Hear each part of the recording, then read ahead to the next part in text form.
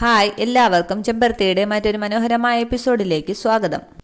അങ്ങനെ അഖിലാണ്ടേശ്വരി തൃച്ചംബരത്ത് വീണ്ടും എത്തിയിരിക്കുകയാണ്. ഇത് കണ്ട് കൗതുകത്തോടെ അന്തം വിട്ടു നിൽക്കുകയാണ് ആനന്ദും അരവിന്ദും. അഖിലാണ്ടേശ്വരി പറയുന്നുണ്ട്, അങ്ങനെ ഭയക്കുകയും അമ്പരക്കുകയും അത്ഭുതപ്പെടുകയും ഒന്നും വേണ്ട.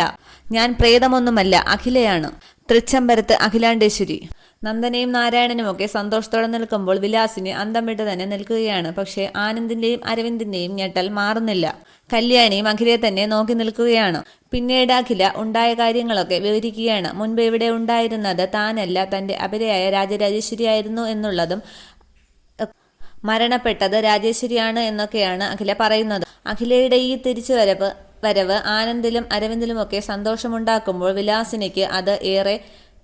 വിലാസിനിയുടെ പ്രതീക്ഷകളൊക്കെ തകിടം മറിയുകയാണ്. പക്ഷേ കല്യാണിയോട് ക്ഷമിക്കാൻ അഖില കൂട്ടാക്കുന്നില്ല. ഇത്രയുമാണ് ഈ പ്രൊമോയിൽ കാണിക്കുന്നത്. Okay, thank you.